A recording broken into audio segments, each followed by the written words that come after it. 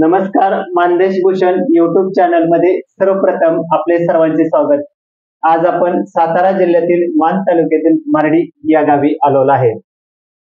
सुदाम बाबूराव नारनवर यांची आबासाहेब पोळ पतसंस्थेच्या चेअरमन पदी निवड झालेली आहे. त्यांना सर्वजण बाबा म्हणतात. बाबांचा राजकीय सामाजिक सहकार क्षेत्रातील कसा प्रवास झाला हे आता आपण बाबांच्याकडून जाणून घेणार आहोत. बाबा, चेअरमन पदी निवड झाल्याबद्दल तुमचं सर्वप्रथम अभिनंदन आणि मानदेश भूषण युट्यूब चॅनल मध्ये तुमचं स्वागत. एक मारडी गावामध्ये तुमचा जन्म झालेला आहे आणि मारडी या गावाची आज महाराष्ट्रभर ओळख आहे. तर काय वेगळं पण आहे या मारडीचं? मारडी गावात आमच्या असं वेगळं पण आहे की जे कैलासवासी सदाशिवराव पोळ तात्या ते गेली 40 वर्ष गावाचे सेवा करत असताना त्यांचे महाराष्ट्रभर तात्यांची मारडी या पद्धतीने आमच्या मारडी गावाचे दिल्लीपर्यंत जे नाव नेलं त्याला सर्वस्वी जबाबदार व सर्व श्रेय पोळ तात्या किंवा बाई या कुटुंबांना जातं. त्यामुळे तात्या आणि मारडी किंवा तात्यांची मारडी. बाबा, तुमच्या जीवनातील वेगवेगळा प्रवास झालेला आहे. सामाजिक सहकार असेल, राजकीय असेल, तर वेगवेगळ्या प्रवासातील पहिला टप्पा आहे तुमचा जीवनाची सुरुवातीतला, तो कौटुंबिक पार्श्वभूमीचा आहे. आणि कौटुंबिक पार्श्वभूमी तुमची कशी आहे? तसं तर कौटुंबिक म्हणलं तर मी आणि माझे कुटुंब तसं शेतकरी कुटुंबातले आहे आणि माझे आई वडील, 2 बहिणी आणि मी असे आम्ही 3 जण भावंड. शेतकरी कुटुंब असल्यामुळं बाकीचा काय आमचा कुठल्या क्षेत्राशी संबंध नव्हता आणि हे बघत असताना फक्त शेती करणं, आपली उपजीविका करणं हा आमचा पहिल्यापासून कुटुंबाचा प्रवास होता. तुमचा शैक्षणिक प्रवास कसा सुरू झाला? तसं शैक्षणिक प्रवास ग्रामीणला मानते जिथं आम्ही मारडी वाडीखोरा इथं राहतो तिथं 1ली ते 4थी पर्यंत माझं शिक्षण झालं. त्याच्यानंतर मारडी छत्रपती शिवाजी विद्यालय आहे मारडी, तिथं 5वी ते 10वी शिक्षण झालं. असं तर शिक्षण 10वी पर्यंत शिक्षण झालं.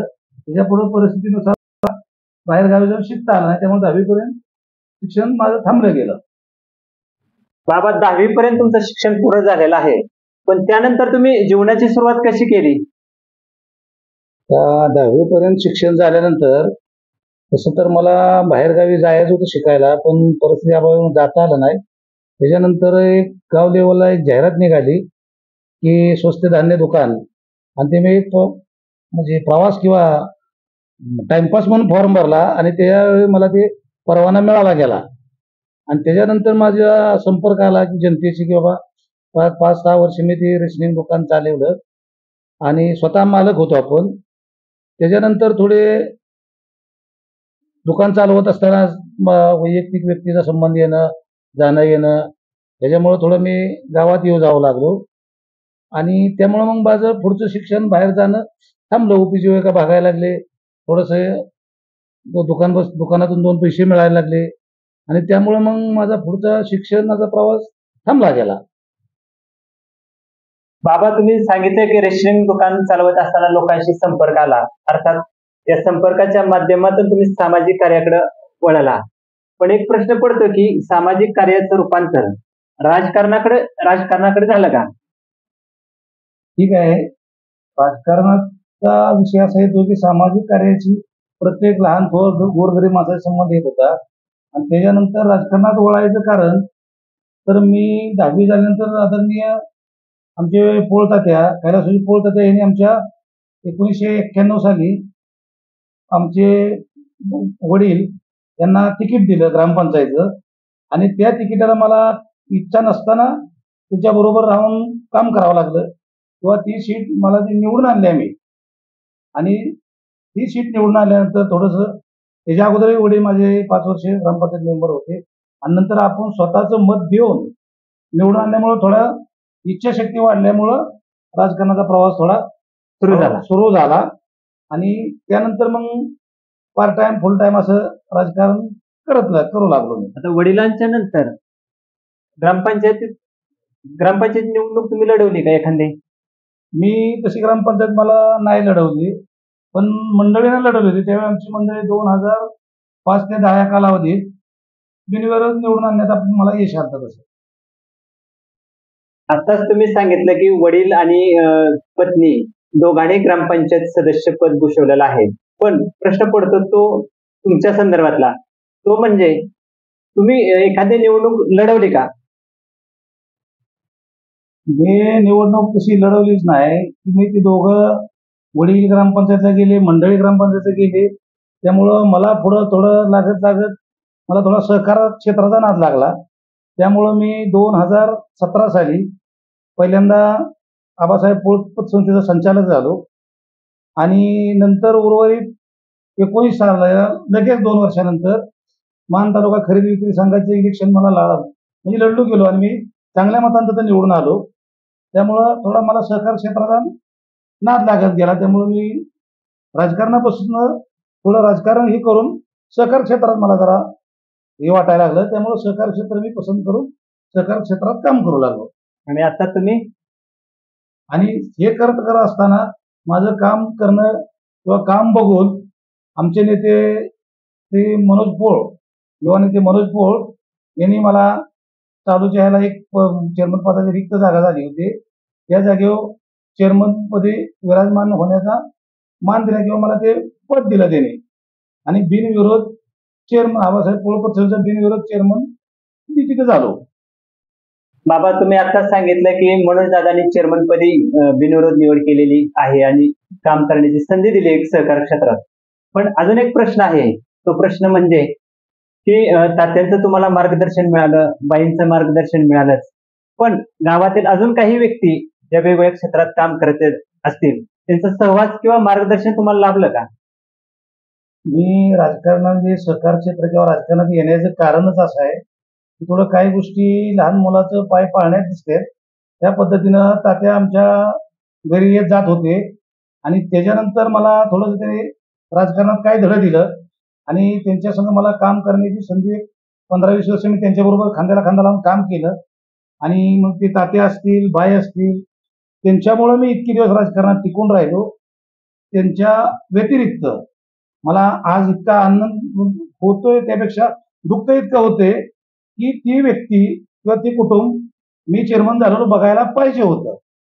पण एक उणीव जाणवती की ते बाई, तात्या हे मी आज ज्या खुर्चीत बसलोय हे बघायला नाहीत. त्याचे मला चेअरमन झाल्याचा जेवढा आनंद होतोय तितकं दुःखही होते की मी बसलो ते बघायला नाहीत. आणि त्याच्या व्यतिरिक्त जर सांगायला गेलं तर ज्यांच्या सहकार्यामुळे मी काम करत राहिले किंवा ज्यांचं मला योगदान मिळालं असे कैलासवासी कुंडलिकराव पोळ माजी सभापती, रामचंद्र पांडुरंग पोळ माजी सरपंच, शामराव बाजीराव पोळ माजी चेअरमन विकास सेवा सोसायटी, तसेच मुगटराव पोळ डेप्युटी सरपंच, ही अशी जी दिग्गज लोक होती त्या काळात त्यांचा सहवास लाभल्यामुळे किंवा त्यांचे राजकीय पार्श्वभूमी सांभाळल्यामुळे आजही आपण राजकारणात टिकून राहिलो किंवा जे काय आपल्याला जे विश्वास टाकला या लोकांच्या संघ वागल्यामुळेच आपल्याला अंदाज आला की आपण काय करू शकतो. हा राजकीय त्यांच्यापासून जे आम्हाला धडे मिळाले ते योग्यच मिळालं आणि त्याचाच धागा पकडून आदरणीय पोळ तात्यांच्या मुलांनी आपल्याला विश्वास टाकला. त्या विश्वासाला आपण कधीही तडा जाऊन देणार नाही. बाबा तुम्ही शेती करत आहात, राजकीय, सामाजिक, सहकार अशा क्षेत्रात दमदारपणे काम करत आहात. आताच तुमची चेअरमन पदी निवड झालेली आहे. पण हे सर्व तुम्ही करत असताना माणसाला वेगवेगळे छंद असतात, भजन, कीर्तन किंवा अजून गजनृत्य. तर यापैकी आपल्याला कुठला छंद आहे का? तसं तर भजन कीर्तन आपल्याला ऐकायचा नाद आहे, पण सगळं करत असताना समाजकार्य करायचा, मग ते काही असो, गावात जत्रा असो, गजी असो किंवा चांगल्या वांगळ्या गोष्टी, बारसं, लग्न जे काय असेल ते सगळंच करत असतो. पण त्याच्या व्यतिरिक्त जर म्हणायला गेलं तर गजी नृत्य हे राजकारणापेक्षा माझा फार पहिल्यापासून आवडता विषय आणि कायम आपण वयाच्या 12-15व्या वर्षापासून आज अखेर चांगल्या प्रकारे मी गजी खेळतो. ही एक आमची आणि आमचं जय मल्हार गजी मंडळ मारडी वाडीखोरा या गजी मंडळाचं महाराष्ट्रभर नाव आहे आणि त्यात आमचे 40-50 लोक खेळले जातात. त्यांना आपण कायम सहकार्य करतो किंवा बाकी जे काय येणं जाणं असेल, जे काय गजांना लागलेली मदत असेल ते मदत करणं आणि गजी खेळणं. कमीत कमी आमचे वर्षाकाठी 2-2.5 महिन्याचे बाहेरगावी फिरण्यातच जाते. त्यामुळे आमच्या गजांचंही नाव आहे आणि आपल्यालाही त्याच्यात फार मोठी आवड आहे असं मी सांगू शकतो. बाबा, तुमच्या या यशस्वी प्रवास सुरू झालेला आहे आणि आताही पुढे भविष्यात याच पद्धतीने दिमागदार पद्धतीने तुमचा हा प्रवास राहणार आहे. तर या प्रवासाचं अर्थात यशाचं श्रेय कोणाला जातं? तर माझ्या यशाचं श्रेय असं, आज माझा 1970 साली जन्म झाला.